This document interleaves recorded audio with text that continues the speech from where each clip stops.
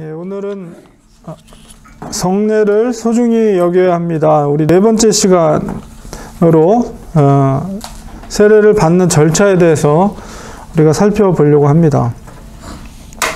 세례 의식은 교파마다 조금씩 다를 수가 있어요. 그래서 특별히 이제 침례와 물세례 이렇게 크게 두 가지 방법으로 나누어지는데 형식은 중요하지 않다라고 제가 말씀을 드렸습니다. 그래서 물세례를 받던 침례를 받던 동일하게 세례를 받는 것이고, 그 다음에 세례를 받는 시기도 또 교단마다 조금씩 다를 수 있습니다. 그리고 절차도 좀 다를 수가 있어요. 그래서 이제 예를 들면 침례교 같은 경우는 유아 세례가 없죠. 네, 우리 장로교나 감리교 같은 경우는 유아 세례를 줍니다. 그리고 그 시기도 이제 교단별로 또 교회별로 조금 다를 수가 있습니다. 그리고 이제 그 절차상에 있어서도 그러면 어떤 사람에게 세례를 베풀 것인가 이런 것을 두고 조금씩 차이는 있지만은, 여기서 제가 이 절차를 설명을 드리는 것은 아무래도 뭐 제가 교단이 장로교이다 보니까 장로교 중심으로 제가 설명을 드리겠습니다.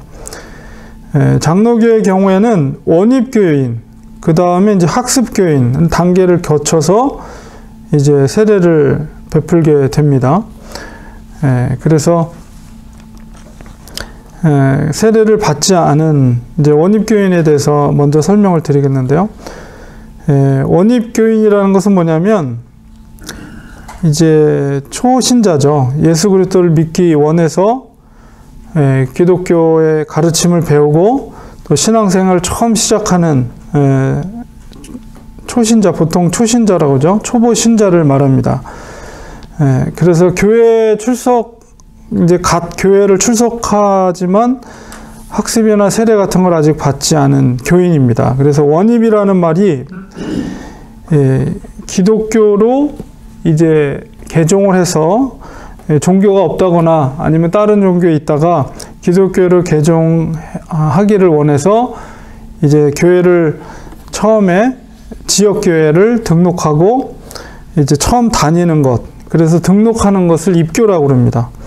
그래서 원입이라는 것을 이제 그런 개념 속에서 여러분이 이해를 하시면 좋겠습니다. 교회 등록하고, 물론 이제 교회에 왔다고 해서 다 등록하는 건 아니죠. 왔다가 그냥 방문하고 이제 가시는 분도 계시는데, 이제 이 교회를 뭐 인터넷에서 교회에 대한 소개를 보고 목사님에 대한 설교를 듣고, 나는 이 교회를 다녀야겠다 이렇게 마음을 먹고 오신 분들이 있어요. 그래서 그분들 중에 전혀 이제 세례라든가 다른 교회를 다녔다거나 이런 경험이 없이 처음으로 교회를 접하고 교회에 등록하는 분들을 보통 이제 원입 교인이다 이렇게 이해할 수가 있습니다. 그래서 이렇게 처음 신앙생활을 시작하는 분들, 그런 분들을 이제 원입 교인이라고 하는데, 이런 분들은 사실 교회에 나오긴 하지만은 물론 쉽진 않죠. 그러니까 보통 교회에 나오는 경우들이 사람의 관계 속에서 나오게 되잖아요. 그래서 아는 사람이 소개를 해서 이렇게 나오거나 이렇게 되는데, 어쨌든 그렇게 나와서 그분이 교회를 계속 주일에 나와서 기독교의 교리에 대해서 배우고 교회 생활을 배우고 신앙생활을 배우면서 이제 아직까지는 예수 그리스도를 구주로 영접하는 단계까지는 이제 오지 않은 거죠. 그래서 그 신앙 고백을 하기까지는 시간이 필요합니다. 그래서 원입 교인에게 바로 세례를 줄 수는 없죠. 아직 신앙 고백이 되어 있지 않고 기독교 교리에 대한 것들이라든가 신앙생활이라든가 이런 것들을 아직 배우지 않았기 때문에, 그래서 원입 교인으로부터 시작돼서 부지런히 교회에 출석하고 또 교리라든가 뭐 초신자 교육이라든가 아니면은 구역 모임이라든가 아니면은 어쨌든 그 교회의 어떤 초신자를 위한 어떤 신앙 교육 시스템을 통해서 교리를 배우고 신앙생활을 배우고 또한 공예배에 참여해서 이제 믿음이 조금씩 성장하게 됩니다. 그렇기 때문에 원입교인은 세례를 받기 전까지 직분을 받을 수가 없어요. 그냥 성도로, 그리고 또 교사라든가 주일학교 교사라든가 성가대원, 이제 조직된 교회 속에서 또 봉사할 수도 없습니다. 원입교인은. 그리고 이제 교회 법적으로도 공동회에 참석할 수가 없습니다. 세례 교인이 아니기 때문에. 그리고 더 나아가서 이제 성찬식에도 참여할 수 없지요. 그래서 세례를 받는 것이 여러 가지 이유로 인해서 굉장히 중요합니다. 그래서 원입교인의 단계가 있고요. 그 다음에 이제 학습교인의 단계가 있습니다. 학습교인은 이제 원입교인에서 어느 정도 일정 정도 교회를 다니다가 기독교 교리라든가 진리를 배우고 세례를 이분은 이제 받아야 될 준비하는 단계 속에 들어간 성도를 말합니다. 그래서 기독교 기초 교리를 믿고 또 신앙을 확실하게 고백하면 이제 당회에서 시행하는 문답과 서약을 통해서 학습 교인이 됩니다. 그래서 이제 보통 어느 정도 규모 있는 교회에서는 세례를 받기 전에 이제 학습자를 먼저 선정을 하죠. 그래서 원입교인 중에서 학습 교인으로 이제 어느 정도 담당 목회자나 담당 교사들이 받을 수 있는 사람들, 초신자 중에서 그래도 신앙이 이렇게 자라나고 세례를 받기 위해서 학습 교인을 이제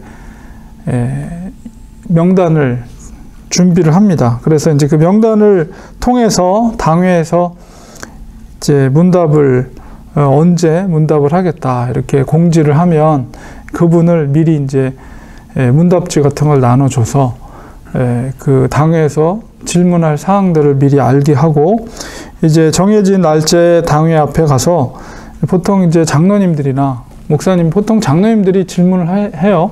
그래서 그 문답에 있는 내용들 중에서 중요한 핵심적인 교리라든가 신앙 고백에 대해서 질문을 하고 이제 솔직하게 답변해서 이 성도가 세례를 받을 수 있는 신자로서의 자격이 충분하다 이렇게 판단이 됐을 때 이제 학습 교인으로서 인정을 하게 됩니다. 학습 교인의 자격은 장로교를 중심으로 하는 겁니다. 조금 뭐 교파별로 좀 다를 수 있는데 제가 자라온 배경 속에서는 만 14세 이상이면 자기가 신앙 고백을 할 수 있는 나이다 이렇게 인정을 해서 만 14세, 중학교 보통 2, 3학년 정도 되겠죠. 만 14세 이상이고 예수 믿은 지 6개월 이상 된 신앙이 독실한 사람을 학습교인의 자격으로 이렇게 둡니다. 물론 6개월이 지났다고 해서 예수님을 믿은 지 6개월이 지났다고 해서 자동적으로 학습교인이 되는 것은 아닙니다. 앞서 말씀드린 것처럼 당에서 실시하는 학습 문답에 뭐 이게 꼭 학습 문답이라 그러니까 무슨 시험을 이렇게 봐서 이렇게 하는 건 아니고 이제 그 세례를 받을 학습 교인이 과연 정말 신실한 믿음 그리고 자기의 신앙 고백을 올바로 할 수 있는 그런 상태인가를 질문을 하는 거죠. 그리고 학습 교인이 이제 당회에서 이분이 학습 교인이다 이렇게 통과가 됐으면 그 시로부터 이제 6개월이 지난 다음에 이제 적절한 시기에 이제 세례를 받게 됩니다. 그래서 이제 세례 교인이 될 수가 있습니다. 그래서 이제 교회 역사를 보면 이 학습이라는 게 캐터키즘이라는 말을 쓰는데요. 그 웨스트민스터라든가 소요리 문답 여러분이 들어보셨을 겁니다. 이제 그런 것들이 다 캐터키즘, 이제 학습을 위한 교리 학습을 위한 그런 문답이에요. 그래서 우리가 뭐 하이델베르그 소요리 문답이라든가 여러분이 한 번씩은 들어보셨을 거예요. 웨스트민스터 소요리 문답. 그런 우리 장로교 아주 신앙 교육의 아주 기초적인 문답입니다. 그래서 그런 것들을 우리가 믿으면서 그것을 고백하면서 우리 장로교에서는 세례를 받을 때나 아니면 직분을 받을 때나 목사도 마찬가지예요. 그런 질문을 꼭 반드시 들어가요. 당신이 웨스트민스터의 신앙 교리를 준수하십니까? 뭐 이런 내용의 문답을 꼭 임직을 할 때나 세례를 받을 때나 그런 것들을 물어보게 됩니다. 그래서 이제 그것을 이제 캐터키즘이라고 합니다. 근데 이제 우리 한국교회 전통 속에서 학습교인이라는 이야기가 나온 것이 캐터키즘의 의미보다도 다음 페이지 보시면 초창기 이제 선교사님들이 한국에 와서 성도들의 신앙 고백을 통해서 이제 세례를 베풀 때에 이제 진짜 이 사람이 신자로서 세례 받을 수 있는 신자로서 자격이 있는가에 대해서 이렇게 확신이 들지 않았다고 그래요. 그래서 선교사님들이 특별히 그러면 그것을 확실하게 하기 위해서 학습의 단계를 거쳐서 또 여러 달 동안 진짜 신앙이 있는지를 확인하고 그 다음에 세례를 베풀었다고 그래요. 한국교회에서. 그게 이제 특별히 우리 한국교회 그런 한국교회사 속에서 이제 남아있다 보니까 그러니까 한국교회 신앙의 모든 교회 전통은 선교사님, 어떤 선교사님이 와서 신앙을 가르쳤냐에 따라서 그 색깔이 우리 교회 한국교회 색깔이 정해진 거거든요. 그래서 이제 사실은 한국교회는 굉장히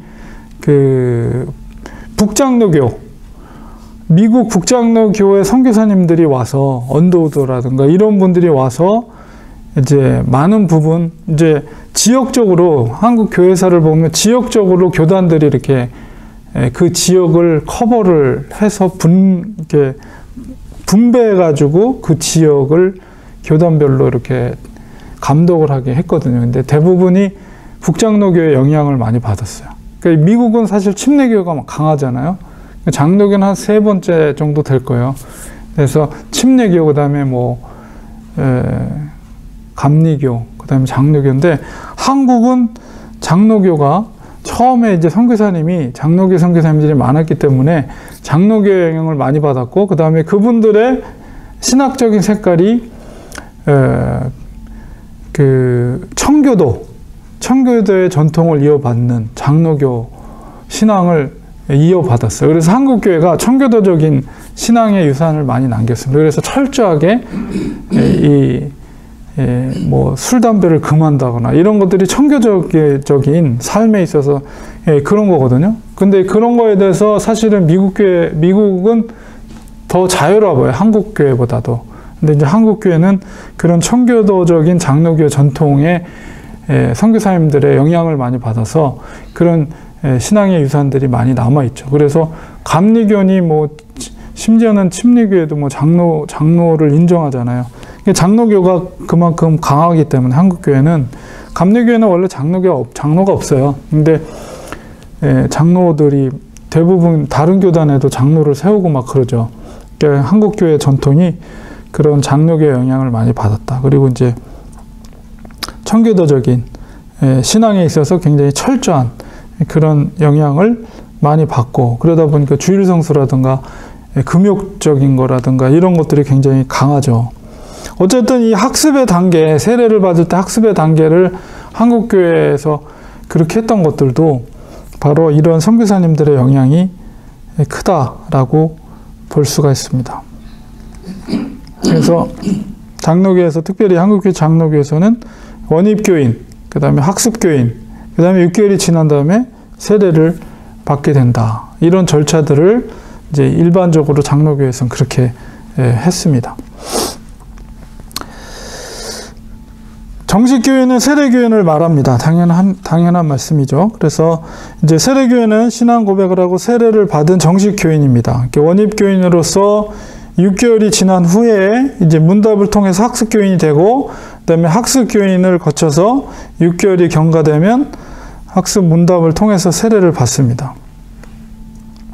그러니까 사실 이렇게 이 절차대로 한다면 초신자가 들어와서 이제 6개월이 지나면서 6개월 동안의 교리를 받고 교리 교육을 받고 6개월이 지난 다음에 물론 만 14세 이상 된 사람으로서 이제 문답을 받고 그다음에 문답에 통과되면 이제 또 6개월이 지나서 이제 세례를 받게 되는데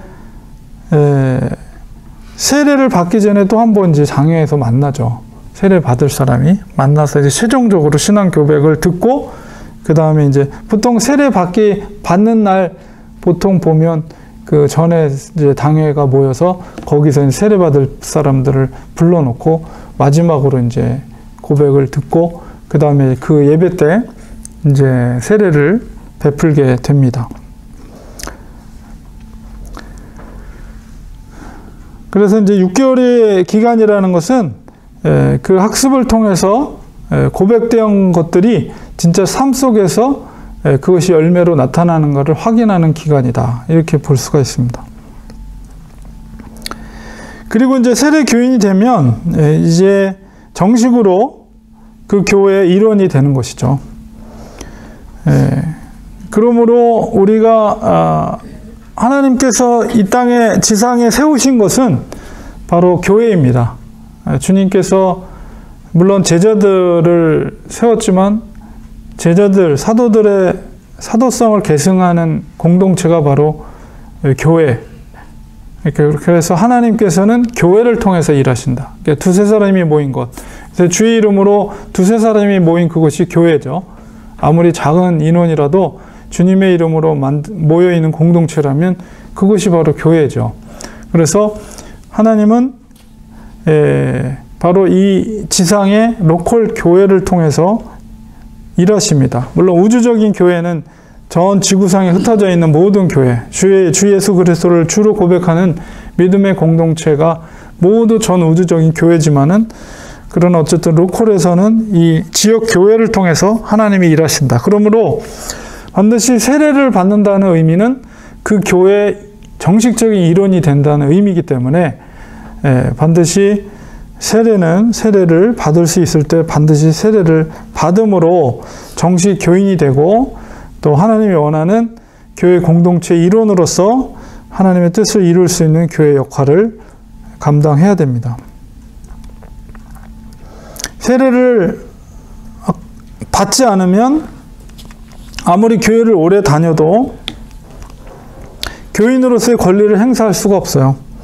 그리고 교회 섬기는 일들도 제대로 할 수도 없고, 그 다음에 조직적인 교회 속에서의 법적인 전체 회의인 공동회에도 참석할 수 없을 뿐만 아니라 성찬식에도 참여할 수가 없습니다.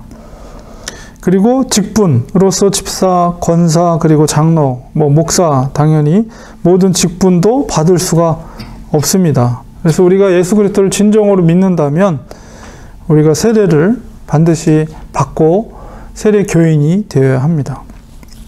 그리고 세례를 받을 기회를 놓치지 말아야 합니다. 그렇기 때문에 세례식은 연간 몇 회가 정해져 있는 건 아니에요. 그래서 교회 형편에 따라서 자유롭게 거행을 하는데, 매달 한 번씩 세례를 하는 데도 있고요. 자주 하는 경우는 격주마다 하는 데도 있고, 일반적으로 1년에 2번, 많이 하면 보통 4번, 이렇게 하죠. 그래서 보통 절기 때, 부활절이나, 부활절, 추수감사절 때도 할 수도 있고, 아니면 보통 성탄절에 많이 하죠. 성탄절, 부활절, 이럴 때. 그러나 그 횟수는 정해져 있는 것이 아닙니다. 교회 형편에 맞게 자유롭게 거행할 수가 있습니다. 초창기에는 기독교 초대교회에서는 예수님을 믿는 즉시로 베풀었습니다. 세례 요한의 경우라든가 아니면은 사도행전의 기록을 보면 언제든지 원하면 세례를 베풀었던 것을 보게 됩니다. 그래서 예수님께서 마지막 지상명령으로 너희들은 성부, 성자, 성령의 이름으로 세례를 주고 내가 가르친 것을 지켜 제자가 되게 하라 라는 이제 대위임 명령을 이제 제자들이 순종해서 세례를 베푸는 것들을 원하면 어느 때든지 베풀었던 것을 보게 됩니다.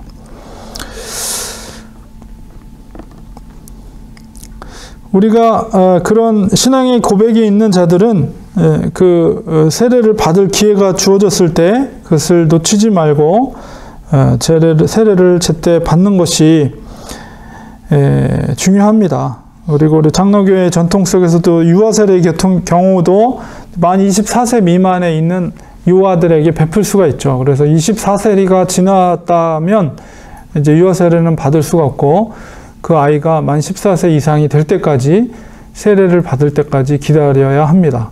그래서 유아 세례는 지난번 말씀드린 것처럼 부모 중에 한 분이 믿음이 있는 가정의 자녀이면서 만 24세 미만의 유아에게 언약적인 관계 속에서 그 아이를 하나님의 자녀로서 믿음 안에서 키울 것을 부모가 다짐하면서 그 아이를 세례를 베풀게 됩니다. 그리고 이제 만 14세가 됐을 때 아이의 신앙 고백을 통해서 입교식을 하죠. 입교식.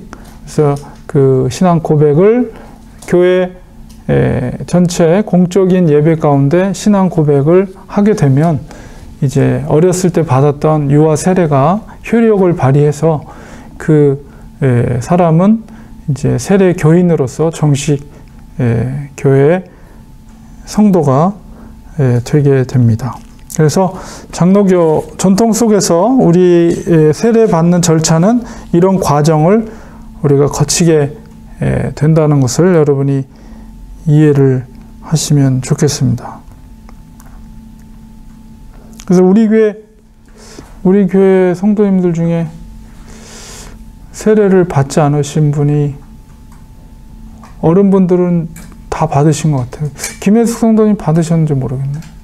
확인을 제가 못했는데, 확인을 해서 혹시 세례를 안 받으셨으면 세례를 받도록 권유를 하도록 하겠습니다. 그리고 이제 아이들 중에서 만 14세가 넘은 경우가 이제 저희 둘째가 지금 입교를 해야 되거든요. 그래서 그렇게 되면 아주 굉장히 복된 거죠. 새로운 성도가 어쨌든 교회에 법적으로 탄생이 되는 거니까 굉장히 귀한 일입니다. 그래서 그런 일들이 교회에 많이 일어나야 돼요. 그러니까 사실은 정말 예수님을 몰랐던 사람들이 우리 교회를 다니면서